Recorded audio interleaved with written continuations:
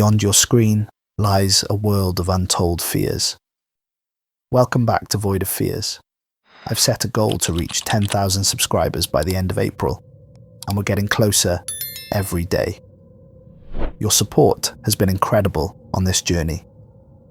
Every like, comment, and subscription truly helps push these videos to new viewers who might enjoy these stories as much as you do. The YouTube algorithm notices when you engage, and it makes all the difference. If you're enjoying these nightmares, please consider subscribing. It would mean the world to me to hit this milestone together. Now, let's dive into the void where tonight's story awaits you. The alarms won't stop screaming. My oxygen is venting into the vacuum through a jagged tear in my left sleeve. Blood bubbles from the wound beneath, forming perfect crimson spheres that float around the cabin. I've got maybe 10 minutes of air left. Not that it matters. What's inside me will last much longer. Miller, do you copy? James, respond. The voice of mission control crackles through static. Do not repeat. Do not attempt re-entry with that thing aboard. I watch the shadow move across the instrument panel. Not my shadow. It's been growing larger since we left the lunar surface, more defined, more aware. If anyone finds this recording, I speak into the emergency backup system, what we discovered on the moon wasn't just a structure, it was a doorway, and I've brought something back through it. The Earth fills my viewport now, beautiful and blue and completely unaware of what approaches. My hands move to the emergency hatch controls. Some sacrifices are worth making. I'm sorry, Catherine, I whisper, thinking of my wife. Tell the children I did it for them. I slam my palm against the release. The phone rang at 2:38 a.m. Catherine groaned beside me, pulling the pillow over her head as I fumbled for the receiver. Miller, I mumbled. Dr. Miller, this is Director Wallace. Secure line Delta. Authentication code Umbrella 7 Prometheus. My mind snapped to alertness. That authentication code was reserved for planetary-level emergencies. Authenticated, I replied, already swinging my legs over the bed. What's happened? We need you at Langley. Now. A car is already outside your house. He hung up before I could ask questions. I kissed my sleeping wife, dressed quickly, and stepped outside to find a black sedan idling in my driveway. A stone-faced driver holding the rear door open. The drive was conducted in complete silence. We passed through 3 security checkpoints before arriving at a rarely used private entrance to Langley Research Centre. The facility looked different at night, more forbidding, its utilitarian architecture transformed into something almost sinister by moonlight. I couldn't help but notice that the moon was full, hanging low and heavy in the sky, as if watching us with newfound interest. 4 hours later, I sat in a windowless room beneath Langley Research Centre, surrounded by NASA's highest-ranking officials and 3 grim-faced military officers. Director Wallace looked like he hadn't slept in days. His usually immaculate appearance was disheveled, tie loosened, collar unbuttoned, silver hair standing in disarray, as if he'd been running his hands through it repeatedly. Gentlemen, what I'm about to show you does not leave this room. Wallace nodded to an assistant who dimmed the lights and activated a projector. The image that appeared on the wall showed a section of lunar landscape, the interior of Daedalus Crater based on my familiarity with lunar topography. What caught my attention was a series of perfectly geometric shapes exposed along one wall of the crater. These photos were taken by Apollo 15 during their orbital reconnaissance, Wallace explained. They were flagged by an imaging specialist and immediately classified.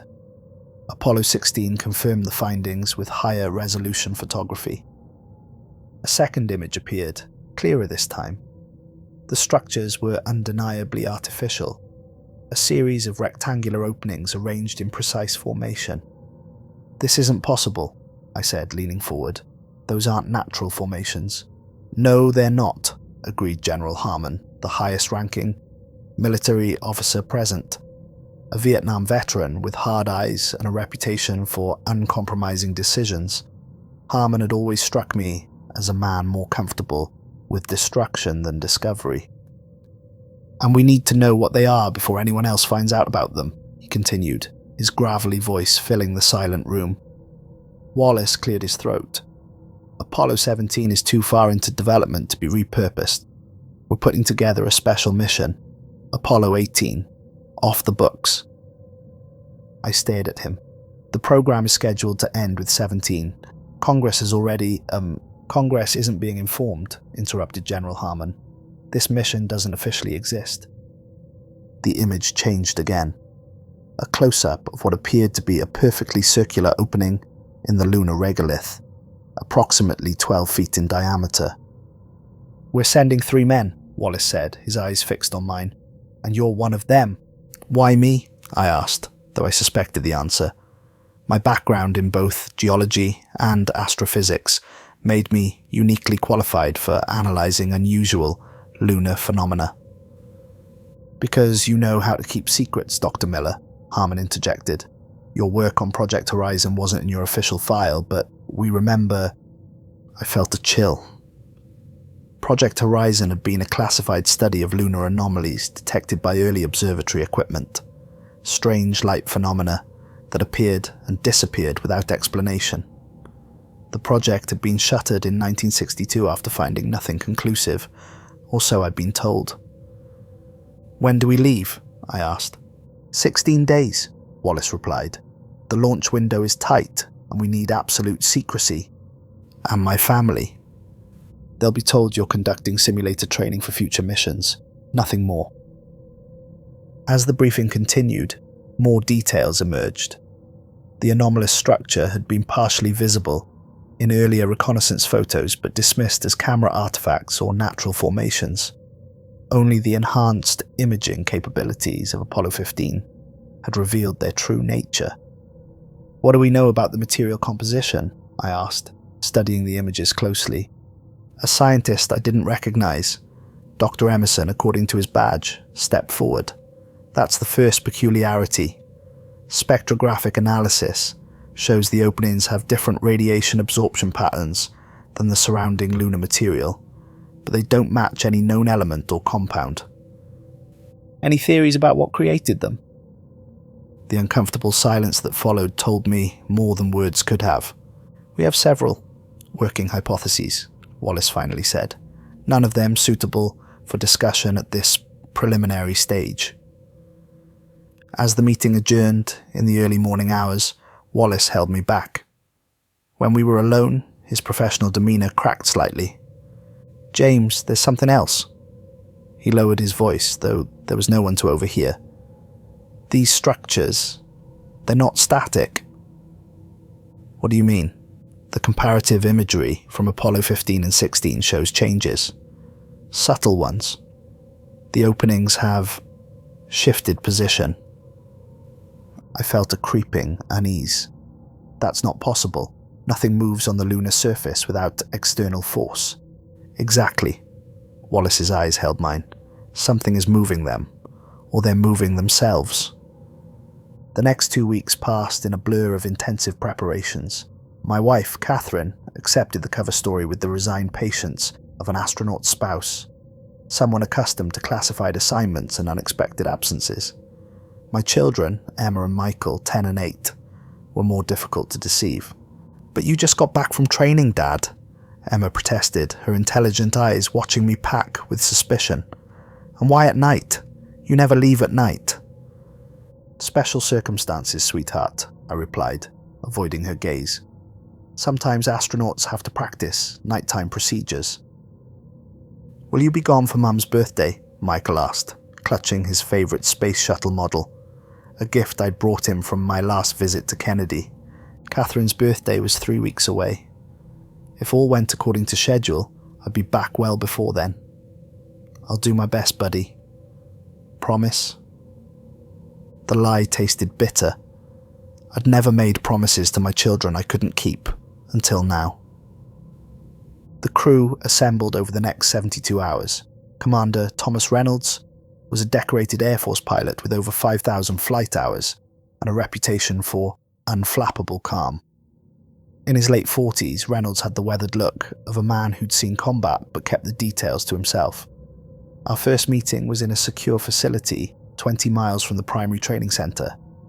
Reynolds sized me up with piercing blue eyes that seemed to catalogue every detail. "Miller," he said, simply extending a hand. His grip was firm, dry. "Heard good things about your work on the lunar geology experiments." "Appreciate that, Commander." "Tom," he corrected. "Ranks don't mean much where we're going." That was my first clue that Reynolds knew more about our true mission than I'd expected. Robert Bobby Davis was our lunar module pilot. Brilliant, enthusiastic, and at 32, the youngest by a decade. His expertise in extravehicular activities made him the natural choice for exploration. Where Reynolds was all hard edges and quiet confidence, Davis radiated nervous energy and intellectual curiosity. "Dr. Miller," he greeted me with an eager handshake. "I've read all your papers on lunar magnetism anomalies. Fascinating work." "Call me James," I said, immediately warming to his enthusiasm. "And I'm impressed you found those papers.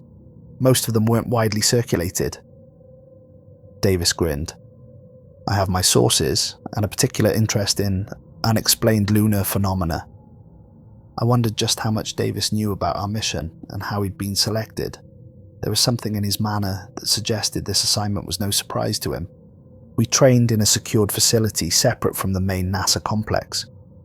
The few technicians present had been screened extensively and knew only that we were practicing for contingency scenarios.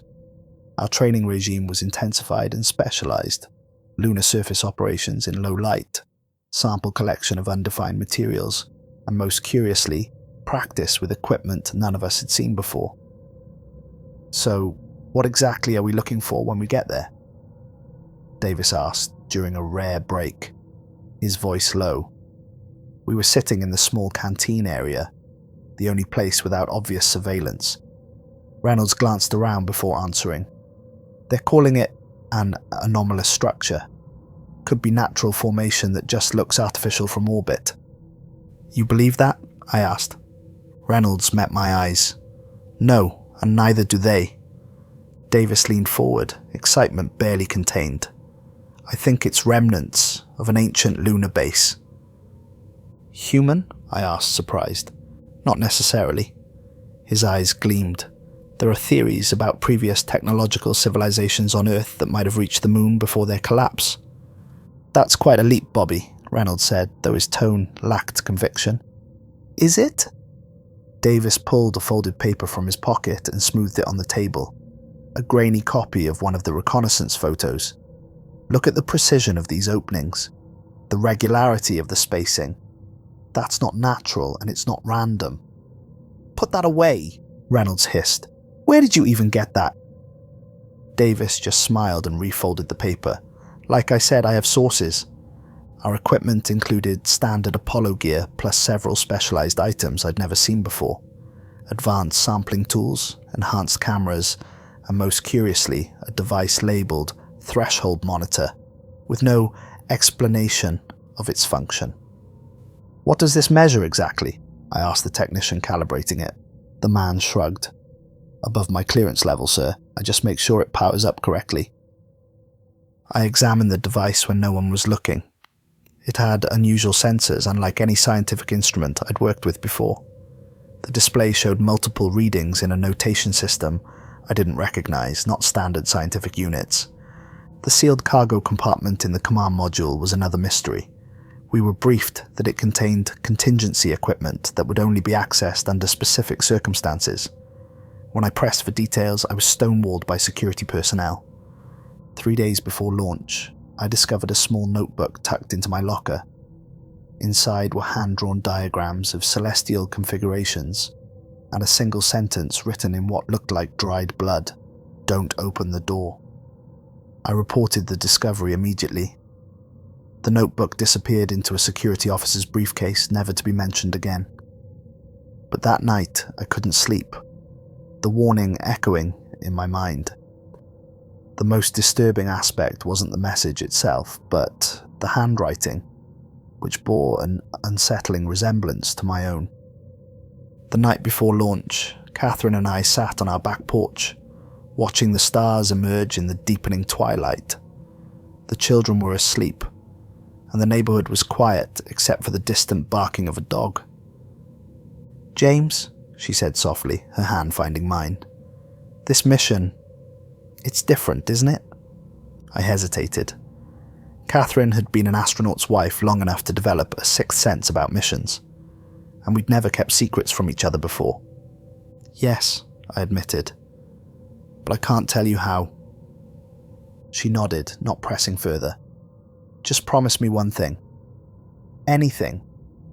If it comes down to a choice between completing the mission and coming home, choose coming home."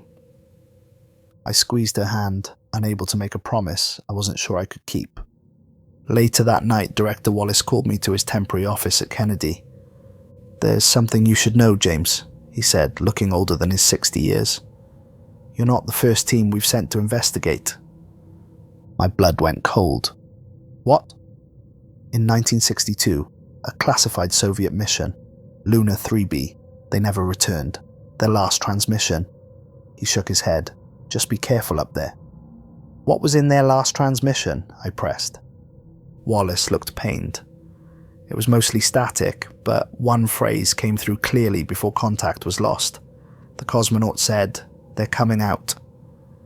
As I left his office, I passed a wall of portraits, previous mission crews. For a moment, I could have sworn I saw our faces there, already framed and mounted. When I looked again, the wall held only the familiar faces of Apollo astronauts 1 through 17. That night, I dreamed of the moon.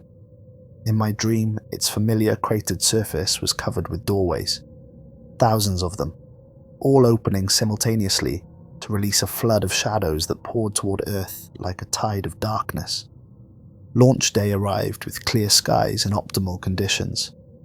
As our Saturn V roared to life beneath us, I wondered if this would be remembered as humanity's greatest discovery, or its final mistake. The accelerating thrust pressed me into my seat as we broke Earth's bonds. Unlike the celebrated launches before us, ours had only a skeleton crew of essential personnel witnessing our departure. No fanfare, no press, no families waving goodbye. Just the thunder of engines and the silent prayers of those who knew our true mission. "All systems nominal," Reynolds reported as we achieved initial trajectory. His voice was steady, professional, betraying none of the tension I knew he must feel. Beside me, Davis monitored the instrument panels with intense focus, occasionally shooting glances at the classified equipment secured in the storage compartment. I caught him once with his hand hovering over the mysterious threshold monitor, as if tempted to activate it prematurely. As we achieved orbit and the engines cut off, I experienced the familiar sensation of weightlessness. Reynolds performed the separation maneuvers flawlessly, discarding the spent stage and orienting us for the translunar injection burn. "Houston, this is Sentinel," Reynolds reported, using our command module's call sign. "We are go for TLI." "Roger that, Sentinel," came the response. "You are go for TLI burn. Good luck, gentlemen." The second engine burn pushed us out of Earth orbit toward our lunar destination. As the blue marble of Earth receded through my window, an unexpected feeling washed over me.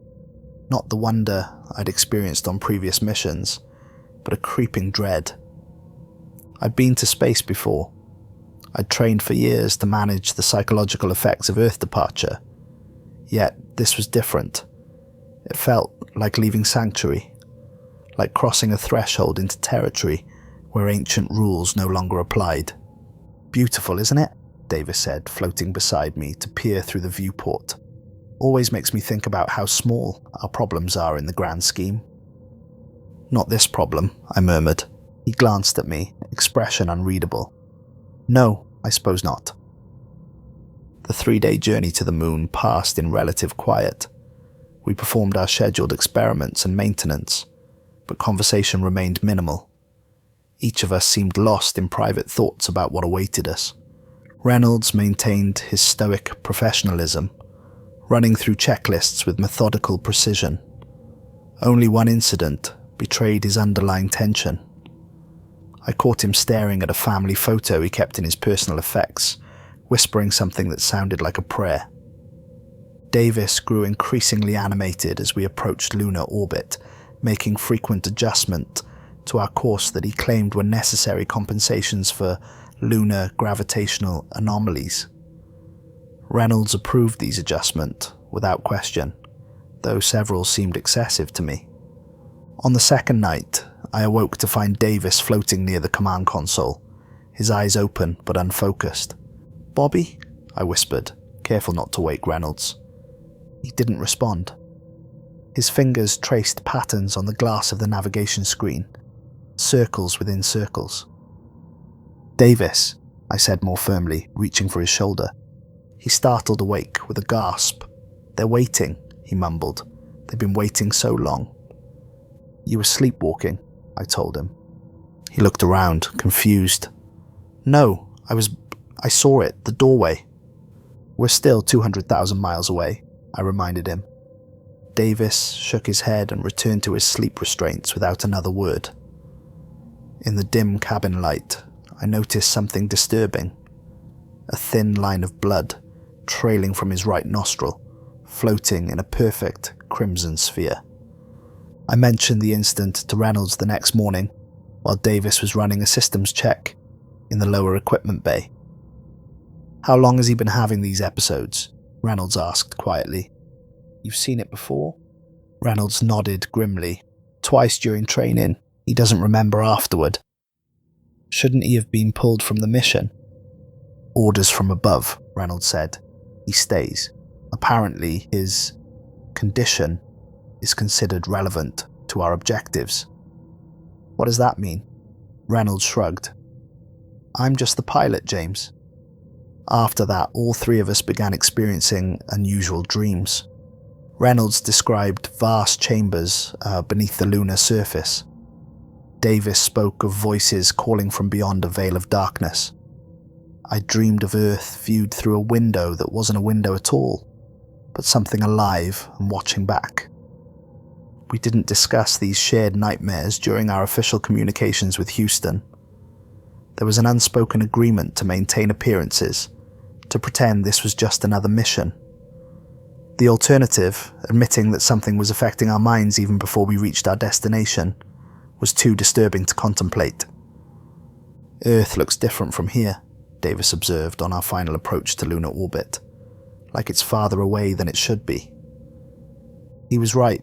The blue planet seemed diminished somehow, its colours less vibrant, its presence less commanding, as if our homeworld was becoming irrelevant to whatever awaited us.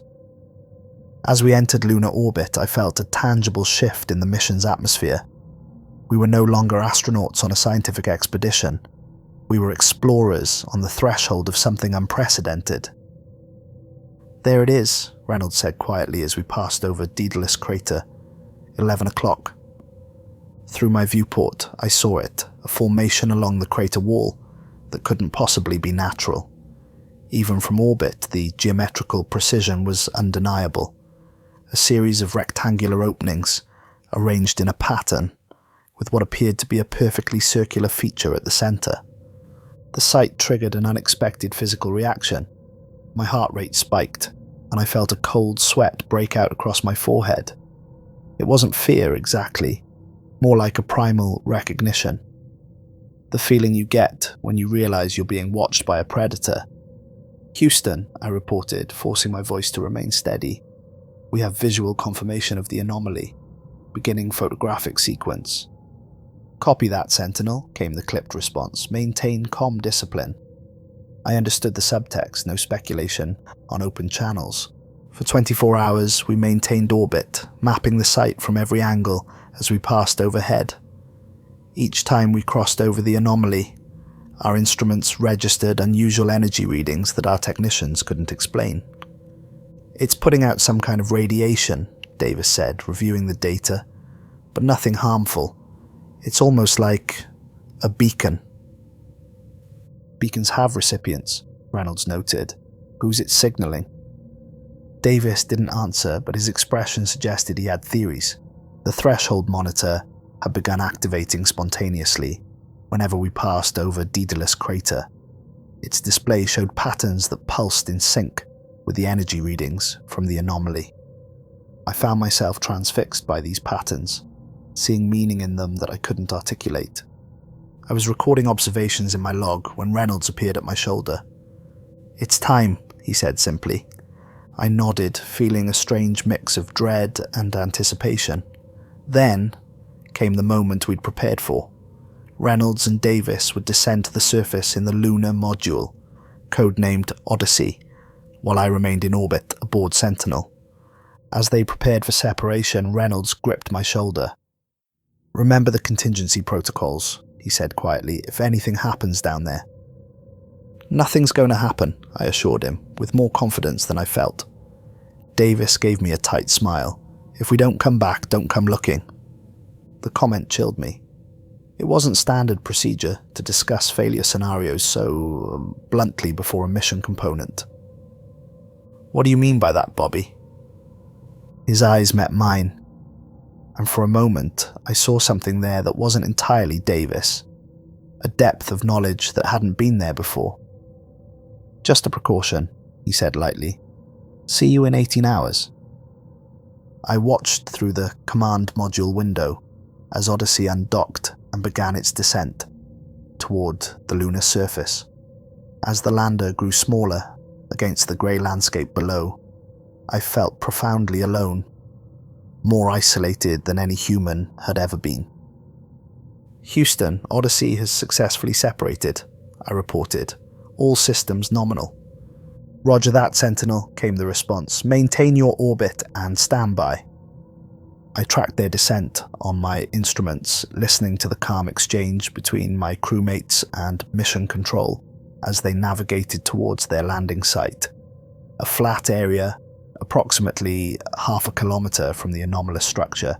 "Odyssey, be advised we're tracking a minor power fluctuation in your forward systems," I reported, noticing an unexpected reading. "Acknowledged, Sentinel," Reynolds replied. "We're seeing it too, within acceptable parameters." I wasn't so sure. The fluctuation pattern matched the energy signature from the anomaly, as if the structure was somehow reaching out to the approaching craft. "Contact light," Reynolds eventually reported. "Engine shut down." A brief pause, then, "Houston, Odyssey, we've landed approximately 300 meters from the target site. Surface appears stable." I circled overhead, passing into the moon's dark side where communications with Earth temporarily cut out. In those moments of isolation, the silence in the command module became oppressive. When signals resumed, I eagerly awaited updates from the surface team. "Beginning EVA preparations," Reynolds reported an hour later. "Davis will exit first, followed by myself." "Copy that, Odyssey," Houston replied. "Remember Protocol Alpha, no direct contact with the anomaly until full survey is complete." Another hour passed before I heard Davis's voice, tinged with awe. "I'm at the approach point now. The structures they're definitely not natural. The openings appear to be entrances, perfectly rectangular and evenly spaced." "Can you describe the material?" I asked. "That's the thing," Davis replied. "It doesn't look like constructed material at all. It's as if the lunar rock itself was reconfigured somehow, like the molecules were rearranged." Through the staticky video feed, I caught glimpses of the structure. The rectangular openings were arranged in a pattern that seemed oddly familiar, though I couldn't place why. They reminded me of something I'd seen before, perhaps in a dream. "Getting unusual readings on the portable sensors," Reynolds reported. "Oxygen signature where there shouldn't be any." That was impossible. The moon had no atmosphere, no oxygen. "Confirm readings," Houston instructed. "Confirmed," Reynolds replied. "Low concentration, but definitely oxygen, and the levels increase closer to the openings." I watched the threshold monitor activate on its own again, its display pulsing rapidly with patterns that now seemed significant, like a language I was on the verge of understanding. Reynolds' voice came next. "I'm approaching the circular feature now. Stand by." Silence stretched for nearly a minute. "Houston, are you seeing this?" Reynolds finally said. "The circular feature it's not solid. It appears to be some kind of opening. The surface is, I don't know how to describe it, like liquid but not liquid. It's not reflecting light. It's absorbing it completely." "Copy, Odyssey," came the cautious reply from Houston. "Maintain safe distance per protocol. Alpha." "I'm taking readings," Davis reported. "Nothing makes sense. The instruments show a temperature differential of nearly 300 degrees between the center and edge of the circle, but there's no heat radiation." I checked the orbital position and realized with a start that we were passing directly over Daedalus Crater. The timing couldn't be coincidental.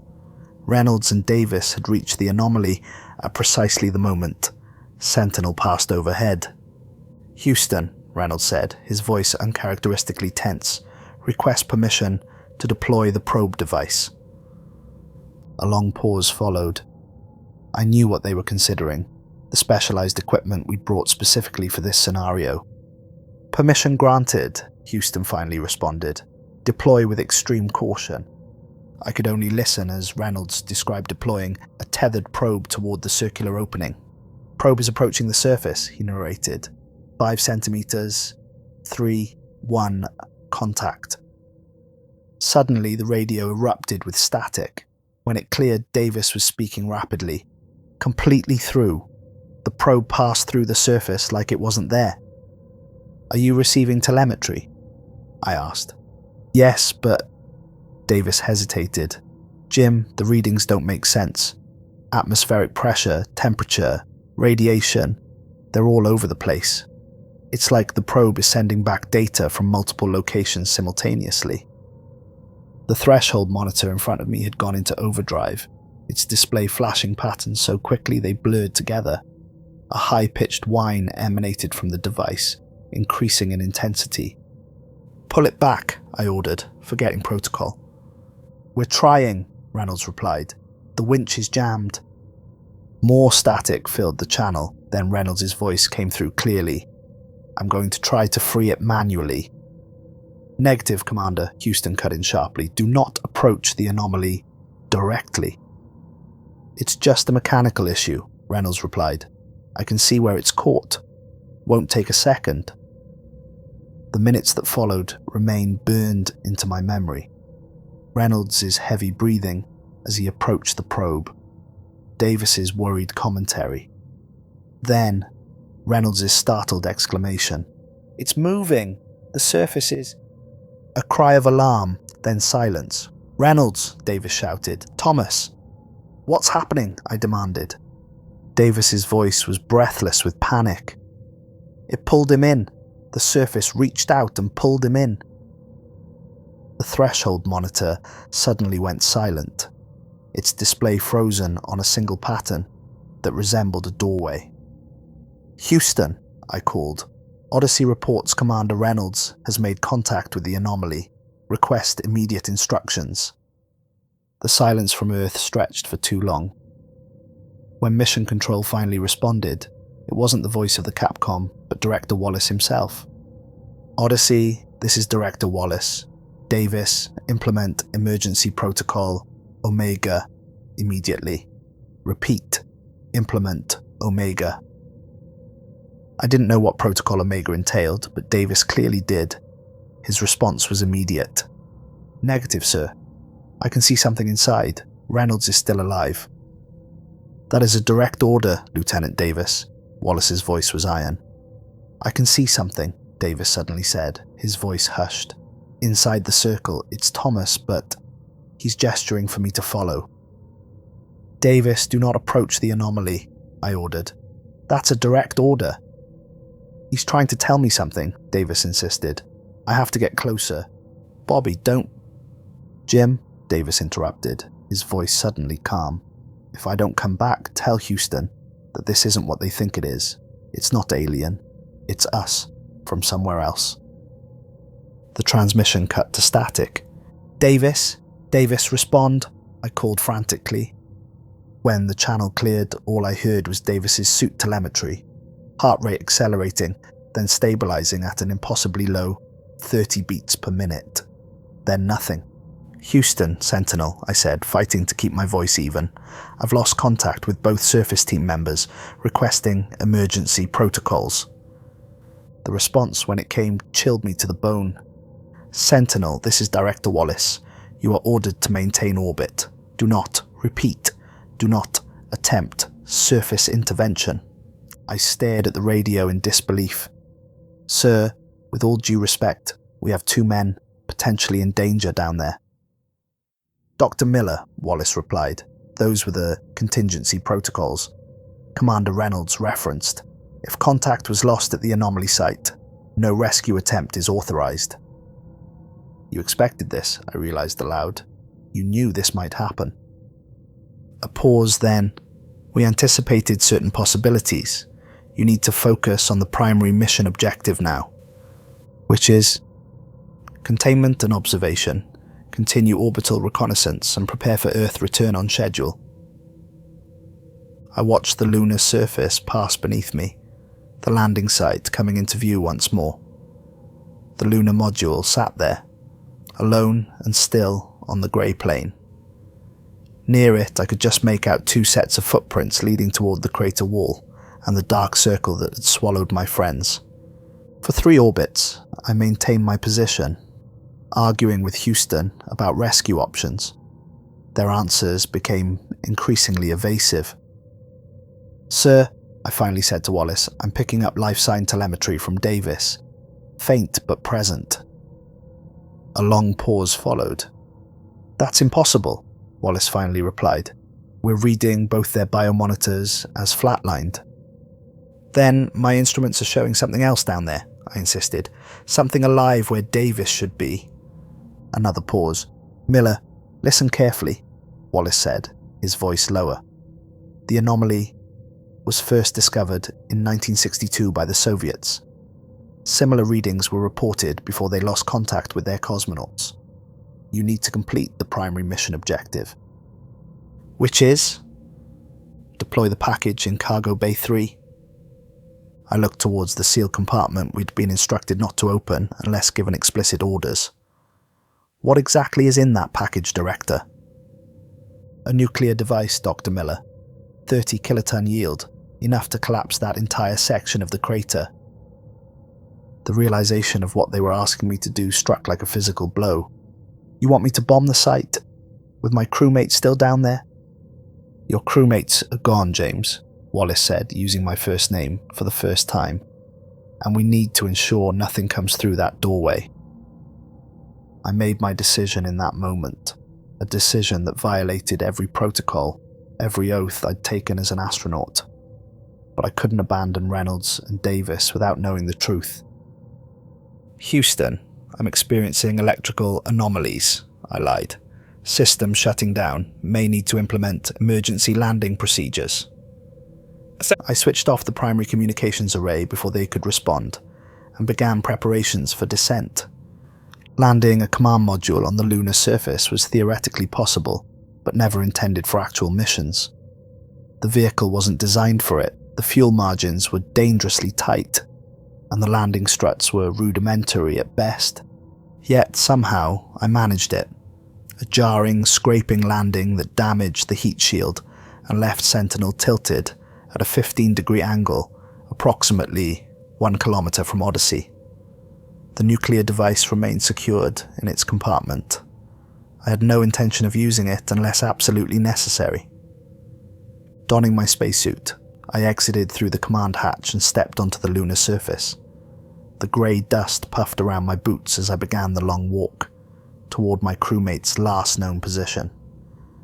The landscape felt different from my previous lunar expedition. The familiar desolation was tinged with something new, a sense of being observed from all directions. The vacuum seemed charged with anticipation. The lunar module looked abandoned, but undamaged when I reached it. The instrument panels still glowed with power, and the radio crackled with increasingly urgent messages from Earth. Messages I continued to ignore. "Miller, if you can hear this, you are ordered to return to orbit immediately," Wallace's voice repeated. "The package must be deployed from a safe distance." I checked Odyssey's systems and found something odd. The environment monitors showed breathable air inside, despite the open hatch. According to the readings, the oxygen levels had been steadily increasing since the module landed. Following the 2 sets of boot prints, I approached the crater wall.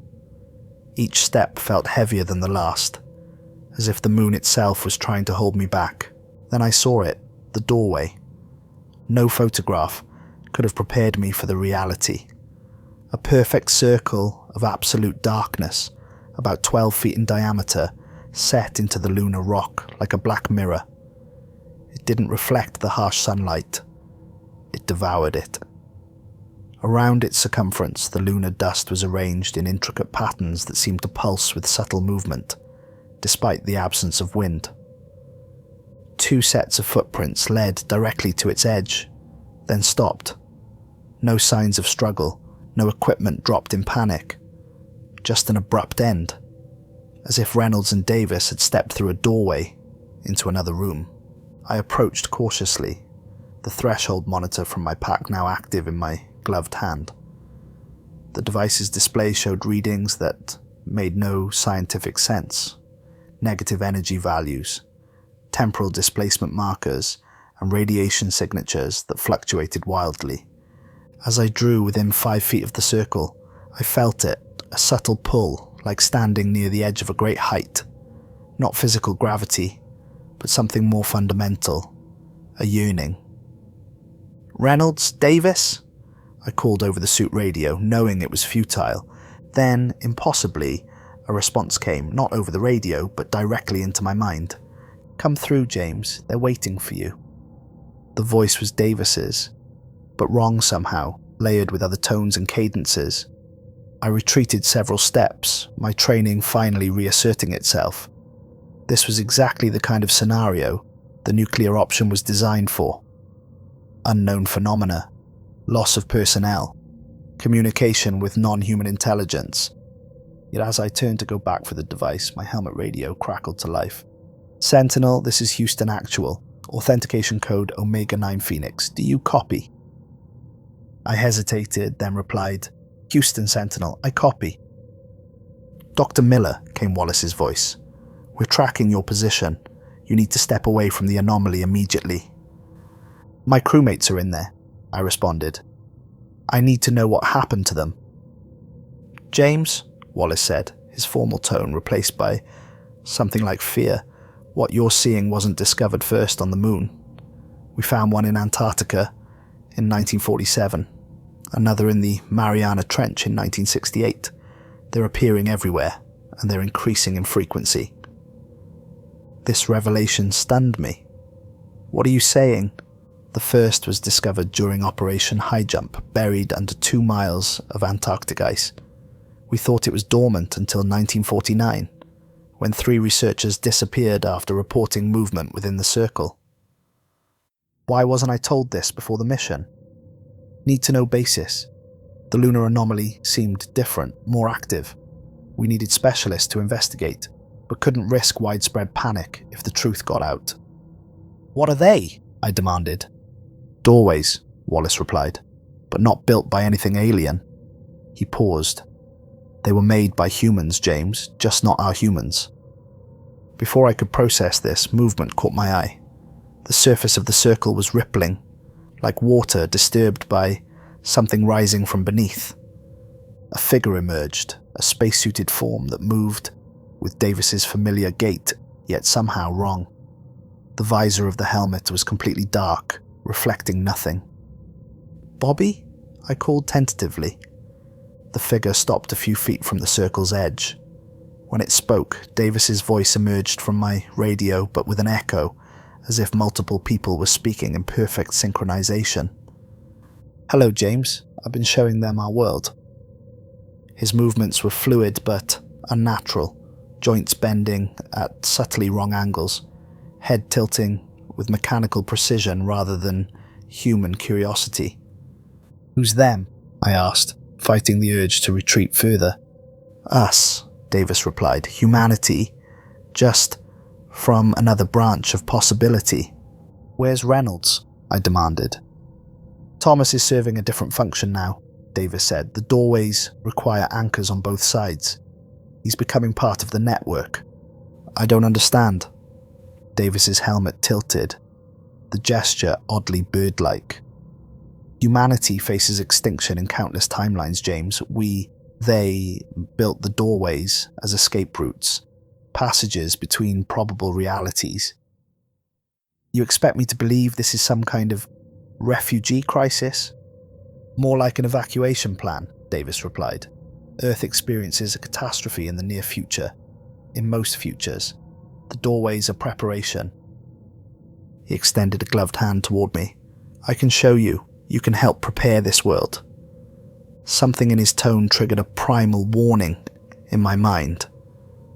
This wasn't just Davis anymore. Whatever had come through that doorway with him, or perhaps replaced him entirely, wasn't being entirely truthful.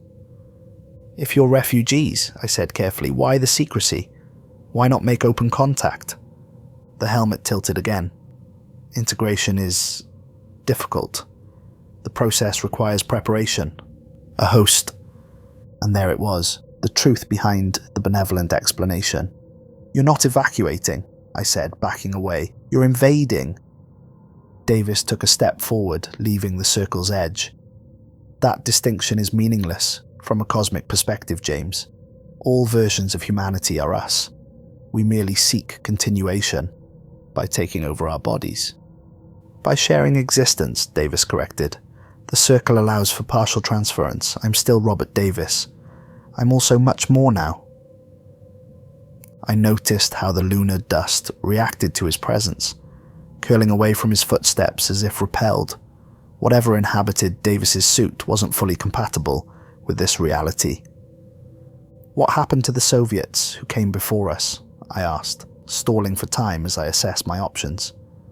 "They serve a purpose," Davis replied, "as do the others who have crossed over." "Others? How many doorways are there?" 17 active portals on Earth currently. This is the first beyond your planet. More will open as the timeline convergence approaches.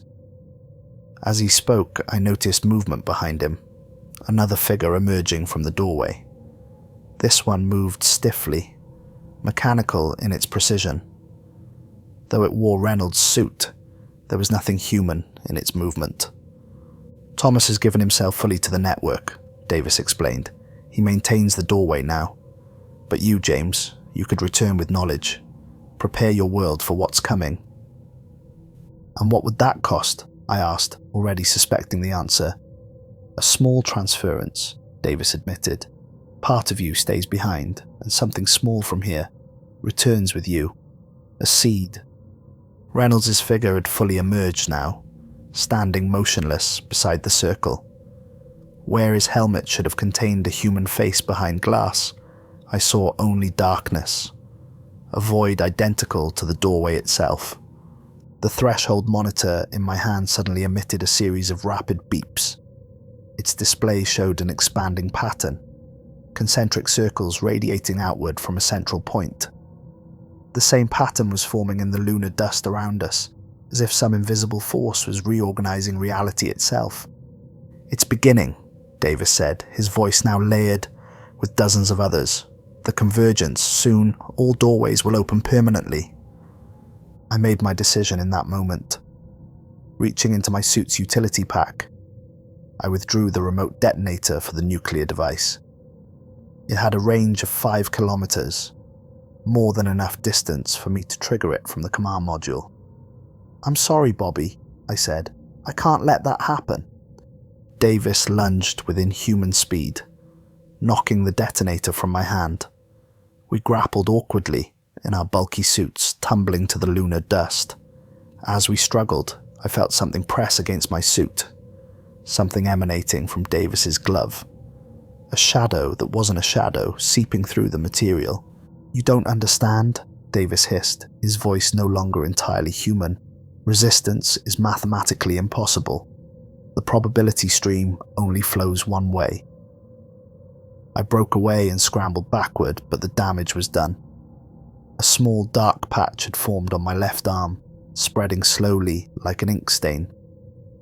"You can't stop it now," Davis said calmly. "It's already begun." The thing inside Reynolds' suit had begun moving toward us with the deliberate patience of a predator that knows its prey cannot escape. "What is it?" I gasped, watching the darkness spread across my sleeve. "What's happening to me?" "Transfer initialization," Davis replied.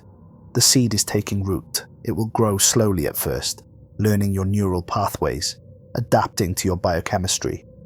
By the time you reach Earth, it will be ready to spread."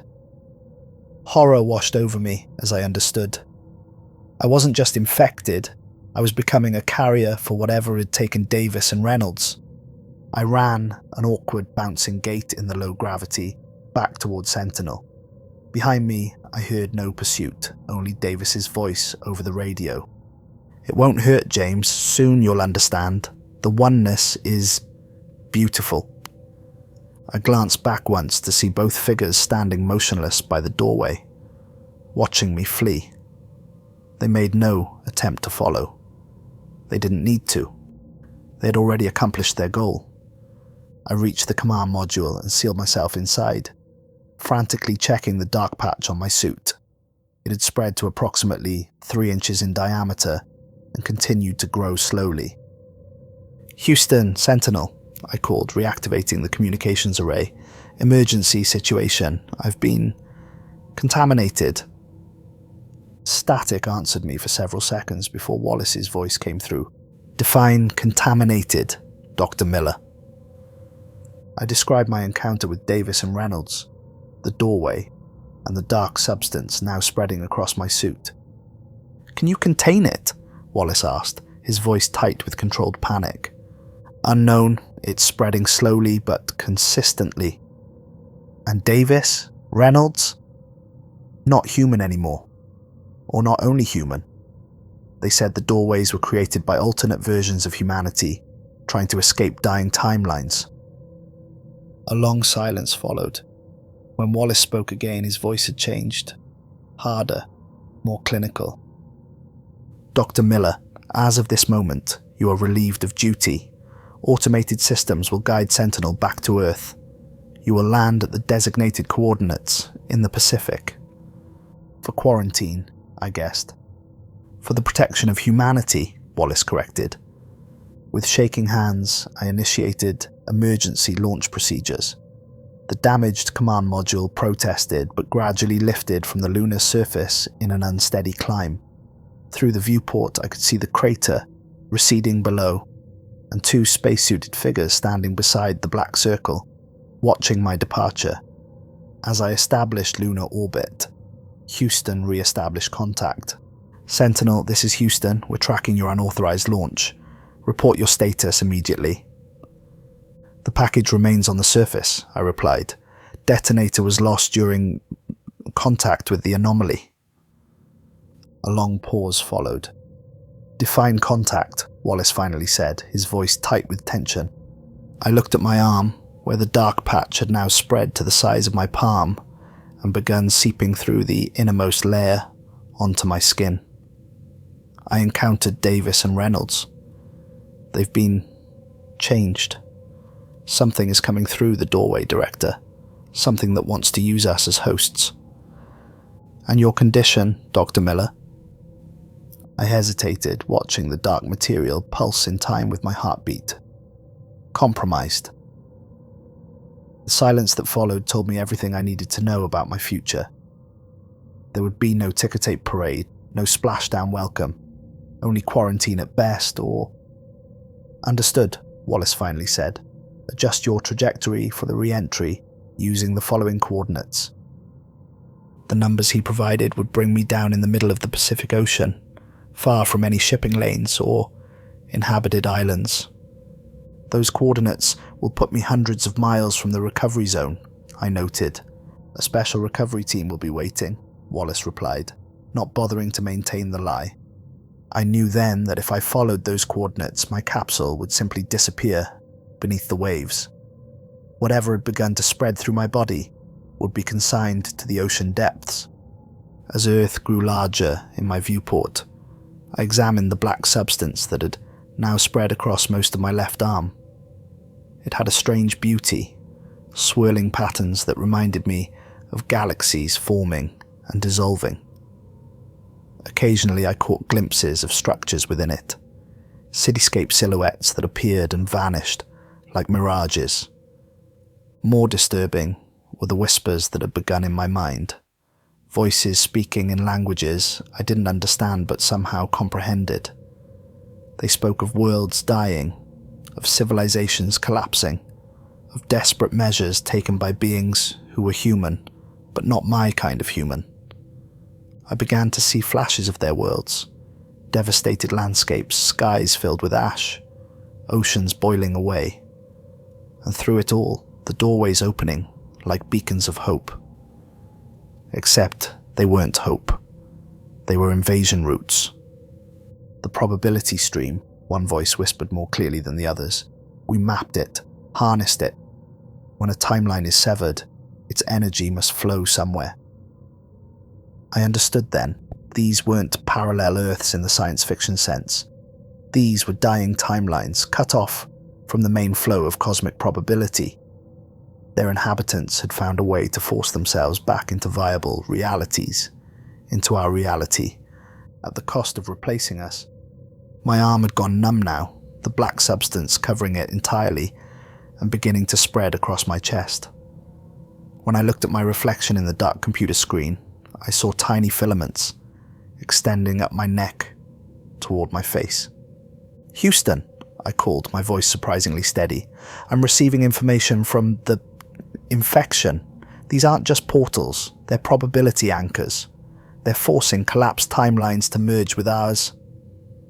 "Can you eradicate the infection, Dr. Miller?" Wallace asked. I laughed bitterly. "Eradicate? It's not a disease, Director. It's a collapsed universe trying to overwrite ours." The substance had reached my jawline now. I could feel it probing at the edges of my consciousness, seeking entry to deeper areas of my brain. With each millimeter, it advanced. More voices joined the chorus in my mind. "Let us in, James. We only want to survive." But I understood the truth now. Their survival meant our erasure.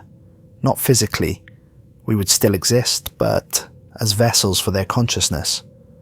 Our memories would become theirs. Our world would be rewritten according to their physics, their history gradually overwriting ours. That was 6 hours ago. Now I orbit Earth one final time, the blue marble filling my viewport as the alarms continue their warning cry. The shadow moves more purposefully now, taking shape as the transformation accelerates. I've disabled the guidance systems that would have taken me to Wallace's coordinates. Instead, I've plotted a steeper re-entry angle, one that will burn up the command module more thoroughly. The dark material is spread across my chest now, pulsing and reshaping itself. Sometimes I see patterns in it, geometries that remind me of the doorway. Sometimes I hear whispers that sound like Davis and Reynolds and 1,000 other voices. "Let us through, James. We only want to survive." I know now why Wallace was so afraid. This isn't just about my mission. Doorways are opening all across Earth. Antarctica, the ocean depths, remote deserts. Places where something could slip through unnoticed and find a human host. The re-entry countdown begins its final sequence. Soon the intense heat of atmospheric friction will hopefully destroy whatever is spreading through me.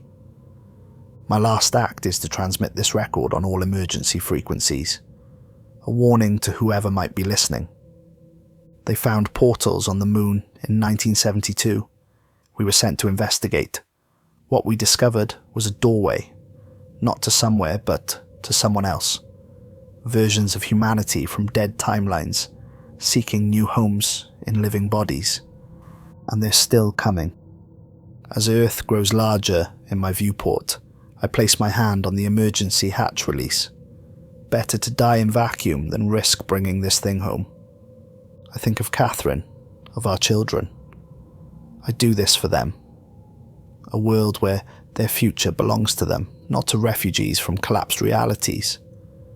I slam my palm against the release, the rush of escaping air, the cold embrace of space, the shadow screaming in silent fury as it's torn from my flesh. Then, nothing but stars. The recovery team found Sentinel's blackened hull floating in the Pacific, 300 miles from the designated landing zone.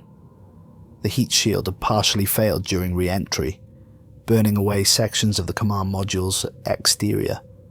No human remains were discovered inside. Dr. James Miller was officially declared lost during a training accident. His wife received the folded flag at a quiet ceremony attended only by family and a few NASA officials. His children grew up believing their father had died a hero's death in service to his country. The truth remained classified, buried in files marked with the highest security clearance. The lunar mission officially never happened. 1 month later, Director Wallace resigned his position, citing health concerns. He purchased a remote cabin in the Colorado Rockies and was rarely seen in public again. The doorways continued to open, slowly at first, 1 or 2 per year, always in remote locations, then more frequently. By 1985, 17 active portals had been identified worldwide, so each under constant surveillance by special military units. None were destroyed. The scientists warned that nuclear weapons might destabilize the doorways rather than close them, potentially accelerating whatever process was underway. In 1988, a classified memo circulated among a select group of government officials. It contained analysis of atmospheric samples collected near the Antarctic portal. Trace elements had been detected that couldn't be explained by Earth chemistry, elements that hadn't existed in our atmosphere before. Our reality was changing, molecule by molecule. In 1994, the first public incident occurred. A small fishing village in northern Japan reported that several residents had begun acting strangely, speaking in unknown languages and claiming to remember events that had never happened. Within 3 days, the entire village had changed. Within a week, the region was quarantined.